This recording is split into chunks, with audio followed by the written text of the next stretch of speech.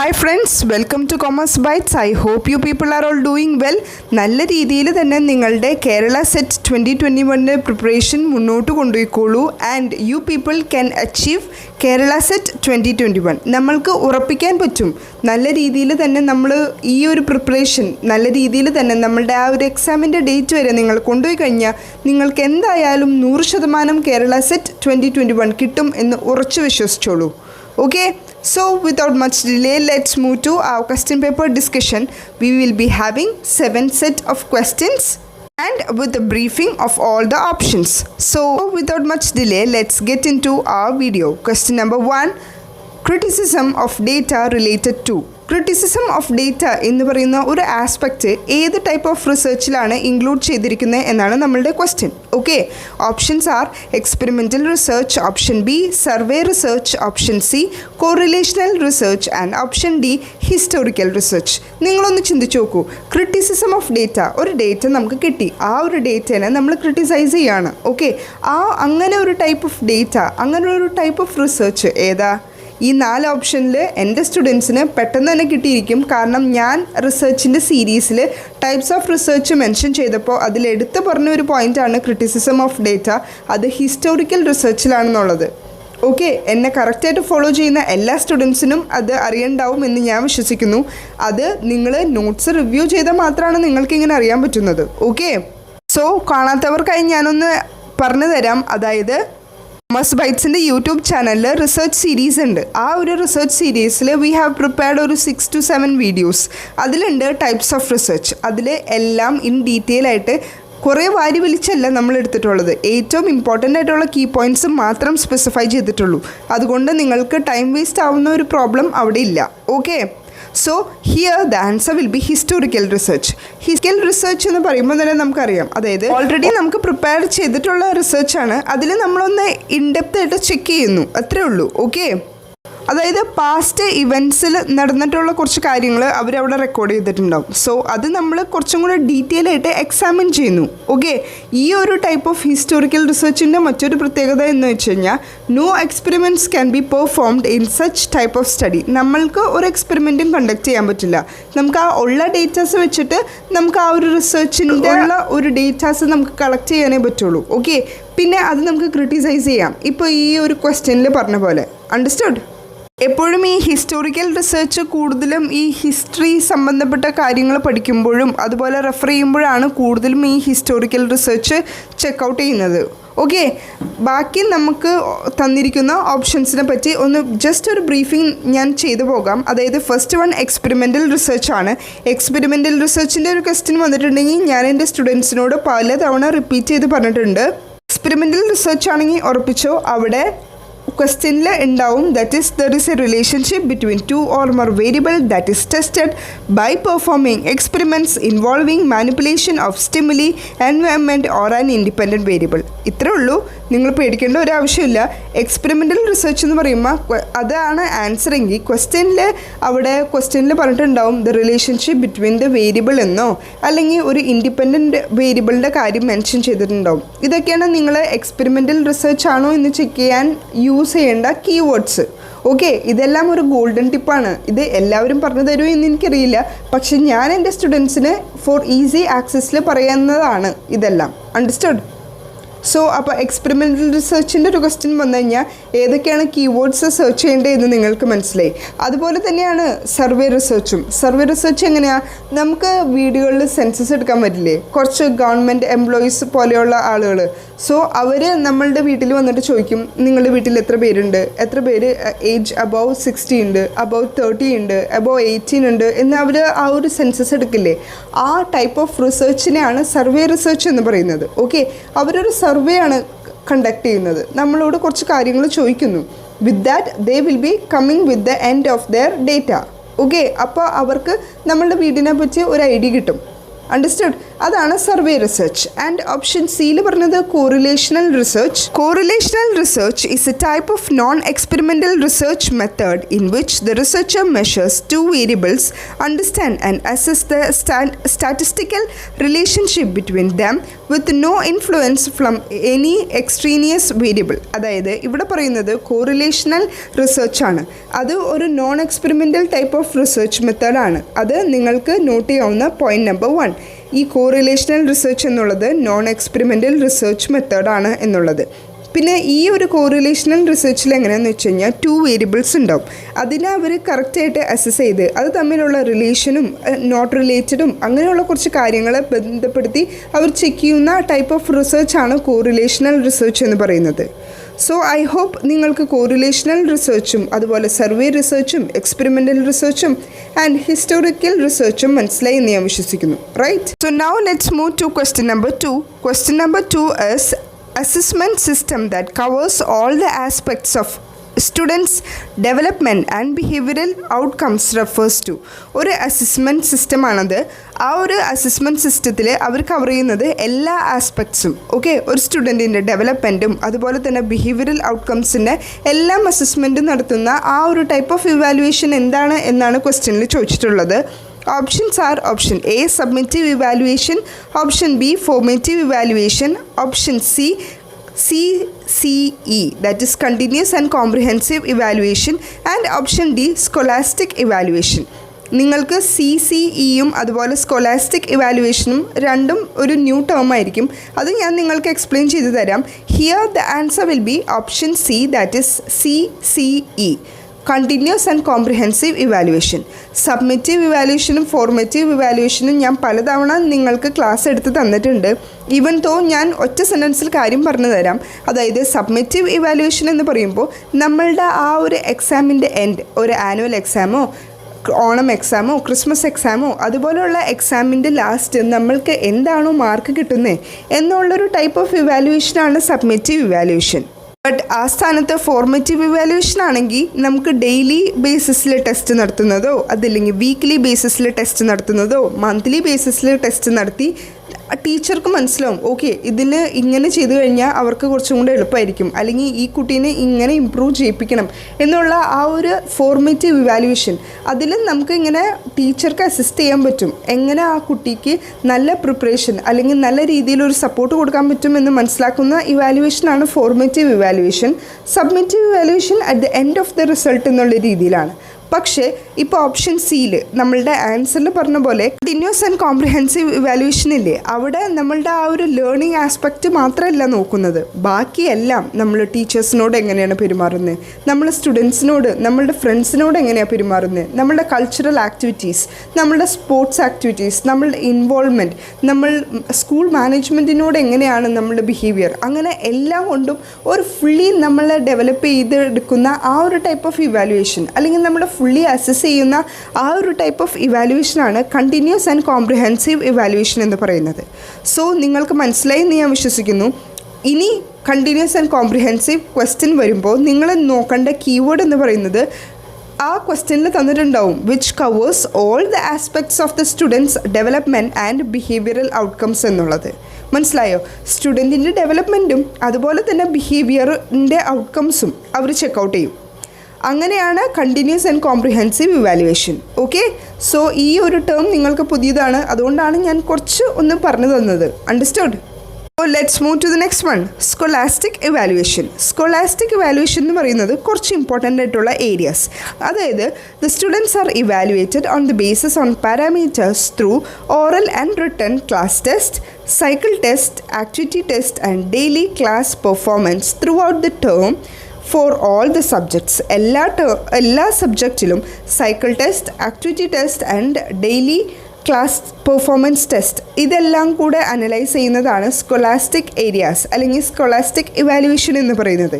അവിടെയും അവർ സ്പെഷ്യലായിട്ട് ഫോക്കസ് കൊടുക്കുന്നത് to enhance the reading, writing, conversation skill in both English and Hindi. ഇംഗ്ലീഷിനും അതുപോലെ തന്നെ ഹിന്ദിക്കും ഓക്കെ, ഒരു കുട്ടി അവൻ്റെ ഒരു എഡ്യൂക്കേഷൻ കഴിഞ്ഞ് അവർ ഹയർ സ്റ്റഡീസിന് പുറത്തേക്ക് പോകുമ്പോൾ അല്ലെങ്കിൽ വർക്ക് എന്നുള്ള രീതിയിൽ പുറത്തേക്ക് പോകുമ്പോൾ അവർക്ക് കുറച്ചും കൂടെ ഗുണമായിക്കോട്ടെ എന്ന് വിചാരിച്ചാണ് ഈ ഏരിയാസ് അവർ കൂടുതൽ ഫോക്കസ് ചെയ്യുന്നത്. ഓക്കെ, റീഡിങ്, റൈറ്റിംഗ്, കോൺവെർസേഷൻ നമ്മൾക്ക് ഇംഗ്ലീഷും ഹിന്ദിയും അറിഞ്ഞിരിക്കുന്നത് നല്ലതല്ലേ. സോ അതുകൊണ്ടാണ് ആ ഒരു ടൈപ്പ് ഓഫ് ഇവാലുവേഷനിൽ ഈ 2 സബ്ജക്ട്സിന് കൂടുതൽ ഇമ്പോർട്ടൻസ് കൊടുത്ത് അവർ ചെക്കൗട്ട് ചെയ്യുന്നത്. Okay, so I hope you people understood question number 2. അതിൽ നമ്മൾ പറഞ്ഞ 4 ടൈപ്സ് ഓഫ് ഇവാലുവേഷനാണ്: summative evaluation, formative evaluation, CCE continuous and comprehensive evaluation, and option D scholastic evaluation. Okay, so moving to the question number 3. Most salient feature of formative evaluation is to. Options are: option A, classify pupils; option B, get an exact picture of standard of students; option C, motivate them to learn actively; and option D, gather immediate feedback leading to diagnosis. And നിങ്ങൾക്ക് എന്താണ് തോന്നുന്നത്, formative ഇവാലുവേഷൻ്റെ salient ആയിട്ടുള്ള feature ഈ 4 ഓപ്ഷനിൽ ഏതായിരിക്കും? Yes, without no doubt we can tell that option D will be the correct answer. Gather immediate feedback leading to diagnosis. അതായത് നമ്മളിപ്പോൾ as A teacher ഒന്ന് ചിന്തിച്ച് നോക്കൂ, നമ്മളിപ്പോൾ ഡെയിലി ക്ലാസ് ടെസ്റ്റ് ഇടുകയാണ്. സോ നമ്മൾക്ക് മനസ്സിലാവും ആ കുട്ടിയുടെ ആ ഒരു പെർഫോമൻസ് എങ്ങനെയുണ്ട്. നമ്മളുടെ ക്ലാസ്സിൽ ഇപ്പോൾ 50 സ്റ്റുഡൻസ് ഉണ്ടെങ്കിൽ ആ 50 സ്റ്റുഡൻസിൻ്റെയും പെർഫോമൻസ് എങ്ങനെ ഉണ്ടാവുമെന്ന് നമുക്കൊന്ന് മനസ്സിലാക്കാൻ പറ്റും. എന്നിട്ട് ആ കുട്ടികൾക്ക് എന്താണോ വേണ്ടത് അതിനുള്ള ഫോർമാലിറ്റീസ് നമുക്ക് ചെയ്യാം. എന്താണ് നമ്മൾ ചെയ്യേണ്ട ഒരു ഇമ്മീഡിയറ്റ് ആയിട്ടുള്ള ആക്ഷൻ. ഇപ്പോൾ ചിലപ്പോൾ കുറച്ച് കുട്ടികൾക്ക് ഒരു റെമഡിയൽ ടീച്ചിങ് ആയിരിക്കും വേണ്ടത്. സോ നമുക്കത് പ്രൊവൈഡ് ചെയ്യാം. സോ ഇവിടെ പറയുന്ന option D will be the correct and the apt answer. അതായത് gather the immediate feedback leading to diagnosis. നമ്മൾ ഡയഗ്നോസിസ് ടെസ്റ്റ് പഠിച്ചിട്ടില്ലേ, അതിൽ എങ്ങനെയാണ് അവർ ഇവാലുവേറ്റ് ചെയ്യുന്നത്? സ്ട്രെങ്ത്തും വീക്ക്നെസ് ഓഫ് ദ സ്റ്റുഡൻ്റ് ആണ്. സോ ഇവിടെ നമുക്ക് ഈ ഒരു ഫോർമേറ്റീവ് ഇവാലുവേഷനിൽ ഇമ്മീഡിയറ്റ് ആയിട്ടുള്ള ഫീഡ്ബാക്ക് നമുക്ക് കിട്ടും. നമ്മളൊരു ടെസ്റ്റ് കണ്ടക്ട് ചെയ്തു, ഇപ്പോൾ ഒരു ഡെയിലി ക്ലാസ് ടെസ്റ്റ് കണ്ടക്ട് ചെയ്തു, അപ്പോൾ തന്നെ നമുക്ക് കിട്ടുവാണ് അതിൻ്റെ ഫീഡ്ബാക്ക്. 50 സ്റ്റുഡൻസിൻ്റെ എങ്ങനെയുണ്ട് പെർഫോമൻസ് എന്നുള്ള ആ ഒരു ഇമ്മീഡിയറ്റ് ഫീഡ്ബാക്ക് കിട്ടുവാണ്. അണ്ടർസ്റ്റുഡ്? സോ ഫോർമേറ്റീവ് ഇവാലുവേഷൻ്റെ ഏറ്റവും ആപ്റ്റായിട്ടുള്ള ആ ഒരു ഓപ്ഷൻ അല്ലെങ്കിൽ ആ ഒരു ഫീച്ചർ എന്ന് പറയുന്നത് gather immediate feedback leading to diagnosis എന്നാണ്. അണ്ടർസ്റ്റുഡ്?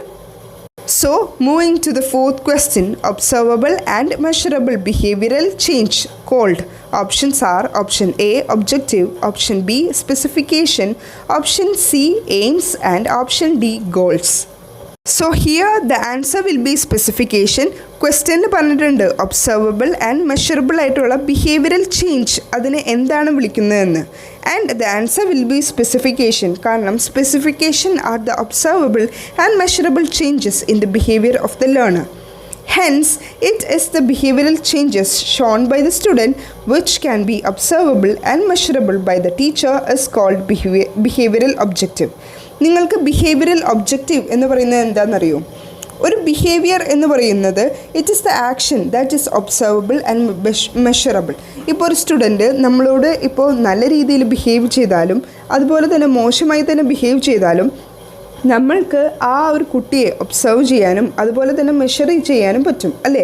ഇപ്പോൾ ആ കുട്ടി പോസിറ്റീവായിട്ട് നല്ല രീതിയിലും ബിഹേവ് ചെയ്ത് കഴിഞ്ഞാൽ നമ്മൾ ആ കുട്ടീനെ ഓക്കെ ഗുഡ് ബോയ് അല്ലെങ്കിൽ ഗുഡ് ഗേൾ എന്നുള്ള ഒരു ആസ്പെക്റ്റ് ആയിരിക്കും. അല്ലെങ്കിൽ നമുക്കൊരു നെഗറ്റീവ് വൈബായിരിക്കും, ഓക്കെ ആ കുട്ടി കുറച്ച് മോശമാണ് എന്നുള്ള ആ ഒരു ആസ്പെക്റ്റ് ആയിരിക്കും നമ്മളുടെ ഉള്ളിൽ വരുന്നത്.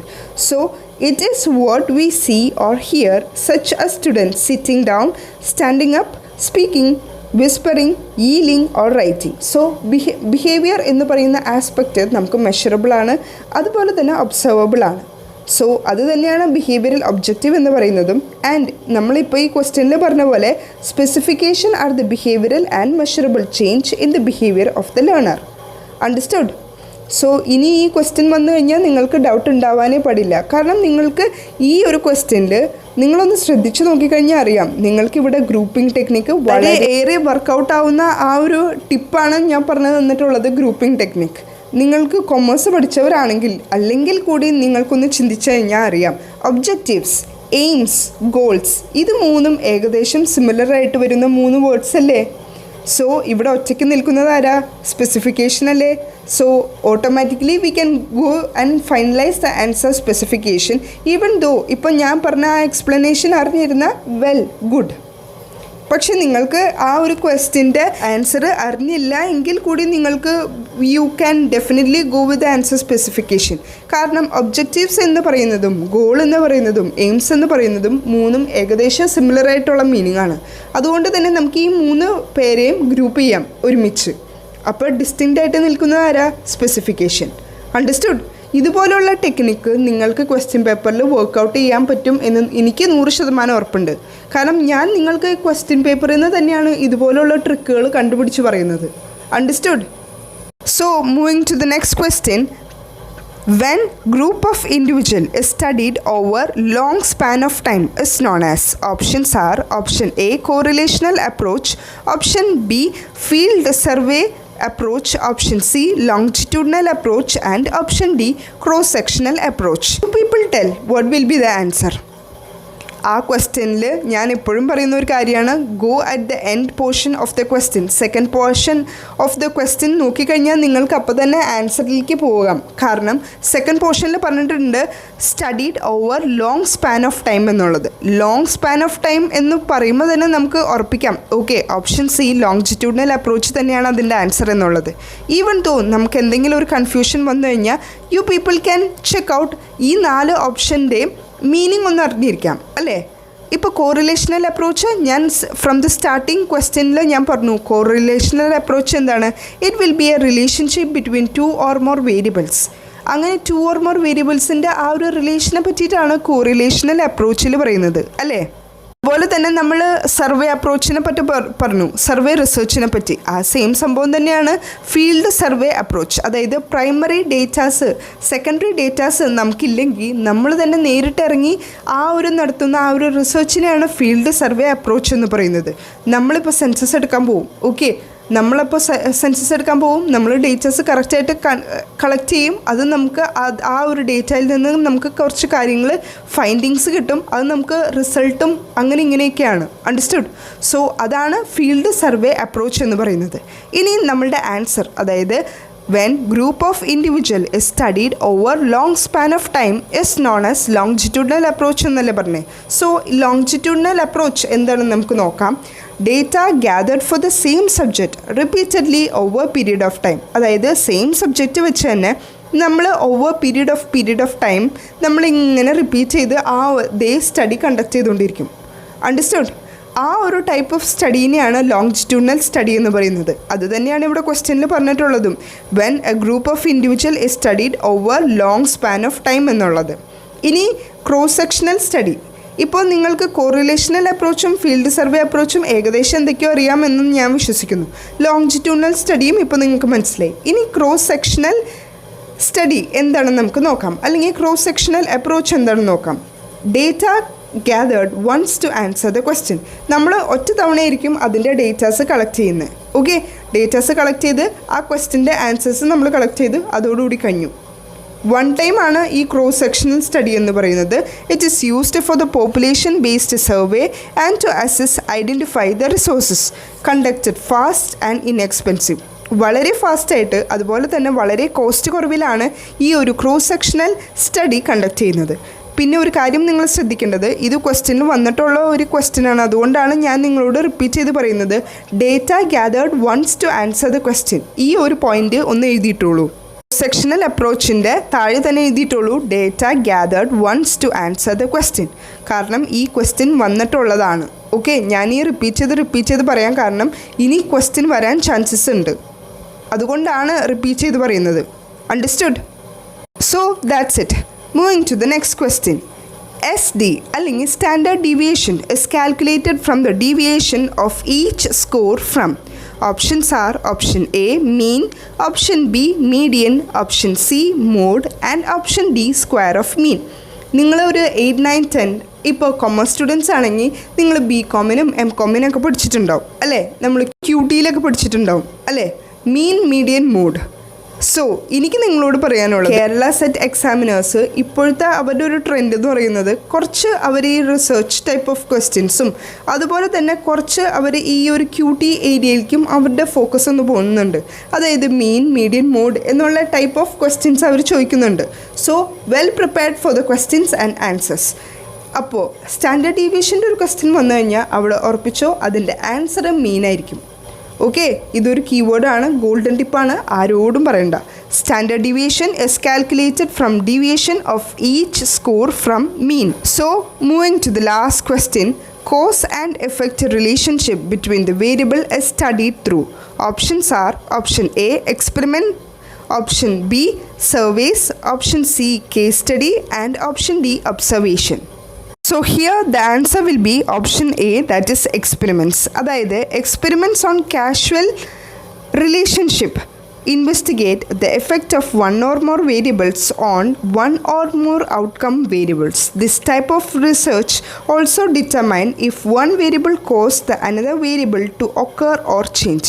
So നിങ്ങൾ ഉറപ്പിച്ചോ cause and effect relationship between the variable എന്നാണ് ക്വസ്റ്റ്യനിൽ വന്നിട്ടുള്ളെങ്കിൽ അതിൻ്റെ ആൻസർ എക്സ്പെരിമെൻറ്റ്സ് തന്നെയായിരിക്കും. ഓക്കെ, എന്താണ് അതിൻ്റെ കോസും അതിൻ്റെ എഫക്റ്റും?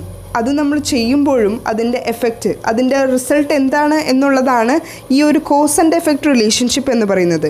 വേരിയബിൾസിൻ്റെ ഇടയിൽ വരുന്ന ആ ഒരു കോസ് ആൻഡ് എഫക്റ്റ് റിലേഷൻഷിപ്പിനെ പറ്റി സ്റ്റഡി ചെയ്യുന്നത് എക്സ്പെരിമെൻറ്റ്സിലൂടെയാണ്. സർവേസ് നമ്മൾ ഡേറ്റാസ് നേരിട്ട് കളക്ട് ചെയ്യുന്നതാണ്.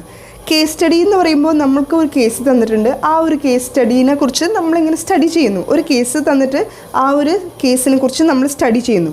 ഒബ്സർവേഷൻ എന്താ? നമുക്ക് നേരിട്ട് നമ്മൾ കണ്ട് മനസ്സിലാക്കുന്ന കുറച്ച് ഒബ്സർവേഷൻ. സോ ഇവിടെ cos and effect relationship between variables വരുന്നതിൻ്റെ ആൻസർ എന്താണ്? Experiments. That's it. With this note, we are concluding. Let's see in the next video. Till then, work hard and study well. That's it. Thank you.